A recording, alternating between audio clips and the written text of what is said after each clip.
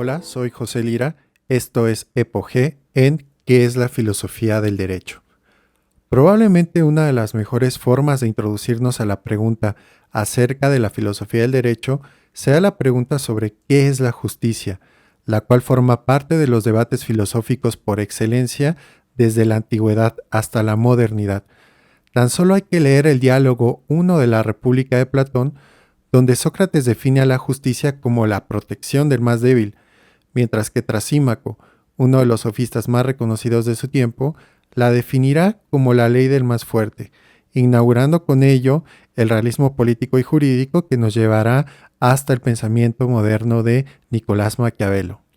Jean de La Fontaine, en su fábula El lobo y el cordero, concluye con la moraleja de que la ley del más fuerte es la que prevalece.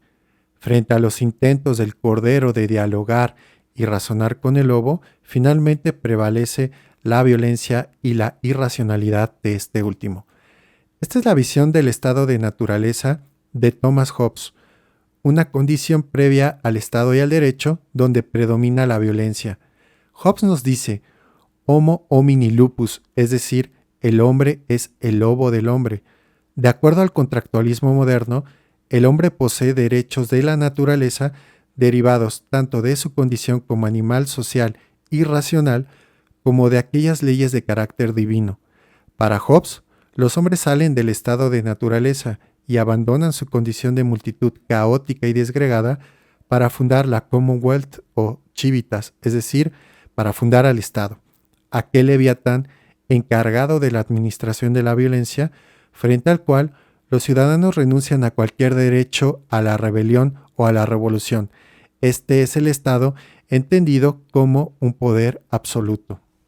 La discusión sobre qué es la justicia y la discusión sobre el contractualismo moderno hacen evidente la relación entre la filosofía del derecho y la filosofía política.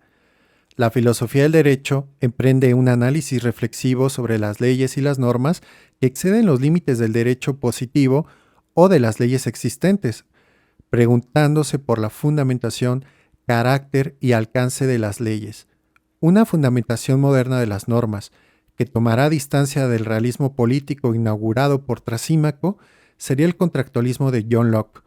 Para Locke, el estado de naturaleza no es aquella condición de violencia y ley del más fuerte descrita por Hobbes. El estado de naturaleza implica una condición de sociabilidad y cooperación basada en derechos naturales, innatos e inviolables, como la vida, la libertad y la propiedad. Los hombres constituyen al poder político como solución a determinados problemas del estado de naturaleza, renunciando a su derecho natural de constituirse como jueces y castigar al criminal, introduciendo con ello racionalidad en el castigo. El Estado se constituye no como un poder absoluto, sino como un poder protector de aquellos derechos naturales del hombre, existiendo la posibilidad de rebeldía o desobediencia cuando el poder se ha convertido en tiránico. La doctrina del derecho natural en esta vía tendría una gran influencia en las revoluciones modernas y en la doctrina de los derechos del hombre y del ciudadano.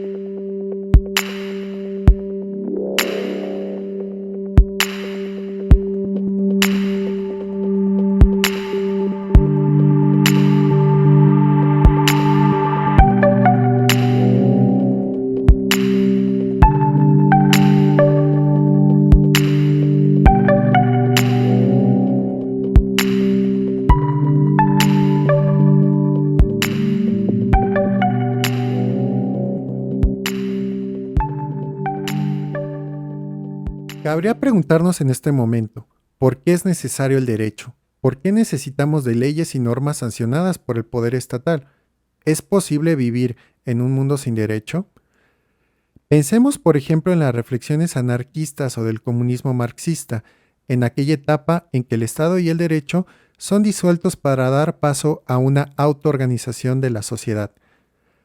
Pienso que encontramos la mejor respuesta a este problema en la Rex Philosophie o filosofía del derecho de Hegel. El derecho encuentra su racionalidad y fundamentación en el Unrecht o injusticia. La injusticia surge cuando dos personas realizan un acuerdo o contrato. El contrato, en una condición donde no existe la ley ni el Estado, depende de la mera voluntad de las partes en acuerdo. Existe la posibilidad, aunque sea meramente lógica y después fáctica, de que una de las dos partes decida no cumplir.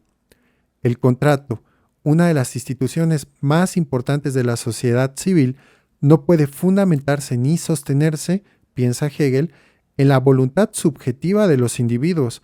Se requiere del derecho y del poder del Estado para poder reforzar su cumplimiento y, con ello, reforzar la justicia. De este modo, posiblemente sea utópico un mundo regido solo por la moral y la ética. Parece que no basta con que todos nos tomemos de la mano y cantemos All We Need Is Love en nuestra comuna hippie.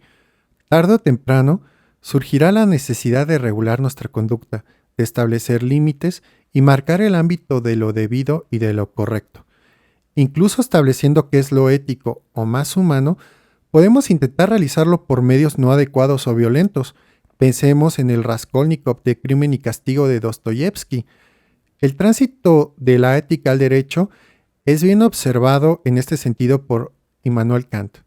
El imperativo categórico definido por Kant establece la obligación racional de actuar tratando a las personas como fines en sí mismos y no meramente como medios para alcanzar un fin, así como obrar de modo que las máximas de nuestra acción puedan convertirse en ley universal. No obstante, Kant no era ningún ingenuo. En su obra Idee zu einer allgemeinen Geschichte in weltbürgerlicher Absicht, traducido como Idea de una historia universal en sentido cosmopolita, nos dice: de una madera tan retorcida como de la que está hecho el hombre, no puede construirse nada completamente recto. Kant reconoce la importancia en su Rechtslehre o doctrina del derecho del medio jurídico para regular la conducta externa de los hombres. Este tránsito de la moral al derecho es clave en otro aspecto de la filosofía política de Kant. El orden jurídico cosmopolita es entendido en sentido fuerte como un proyecto jurídico y político y no solamente como una orientación ética individual del ciudadano del mundo.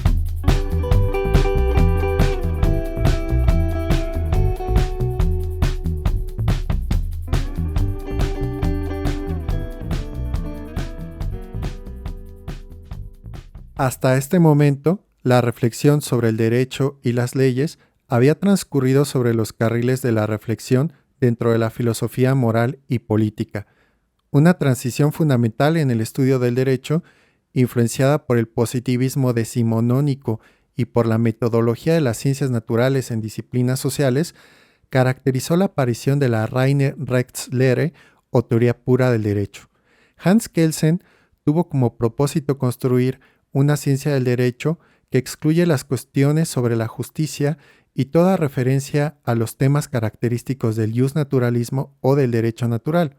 Según Kelsen, no es la justicia, sino la Grundnorm o norma fundamental la que constituye la validez y fundamentación del derecho positivo, en la cual se expresa el carácter hipotético relativo y no absoluto de un sistema normativo que solo es válido en tanto derecho positivo, como sería el caso paradigmático de las leyes de Nuremberg en la Alemania nazi, cuya injusticia no puede negarse ni ocultarse tras ningún formalismo jurídico. No obstante, diversos pensadores y filósofos del siglo XX, así como la propia realidad jurídica en este siglo, cuestionaron de un modo fuerte la pretensión de excluir las reflexiones sobre la justicia y los principios éticos que guían al derecho, no solo característico del positivismo kelseniano, sino también de la teoría de los sistemas de Niklas Luhmann o el enfoque realista de las relaciones internacionales expresado por Hans Morgenthau, Kenneth Balz o Danilo Solo.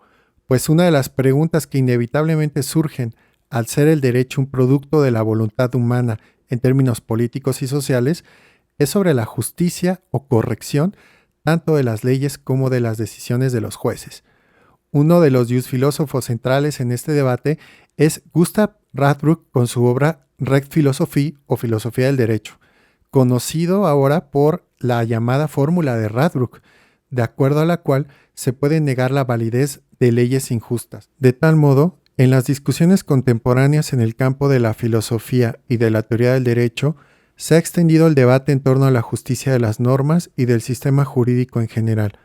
Por otro lado, en las teorías de la argumentación jurídica, que han tenido una fuerte influencia de la teoría de la argumentación de Jürgen Habermas y de la noción de racionalidad práctica, como las de Robert Alexy, Neil McCormick y Manuel Atienza, encontramos la inclusión de aspectos éticos y una reflexión sobre la justicia y la corrección de las normas, formando una parte esencial de la argumentación jurídico-práctica, tanto de abogados como jueces en los procesos de deliberación jurídica. En los enfoques no positivistas del derecho es central el concepto de razonamiento ético-práctico, el cual pondera la relación entre derecho y razón, entre derecho y justicia, apuntalando al Estado de Derecho como el garante de los derechos fundamentales y del proceso democrático, con lo que se verifica además la relación de la filosofía del derecho con la democracia. En las discusiones contemporáneas, habilitadas por la reflexión no positivista del derecho, nos permite pensar en no como la expresión de la ley del más fuerte, como sostuvo Trasímaco y toda la línea del realismo político desde Maquiavelo a Carl Schmitt, sino a defender la existencia y validez del derecho desde la postura socrática de la defensa del más débil. La filosofía del derecho, en términos generales, a diferencia de la ciencia del derecho, la teoría jurídica, el derecho comparado y la dogmática jurídica, nos permite elaborar una reflexión normativa sobre la relación de las leyes con la justicia, la ética y la razón.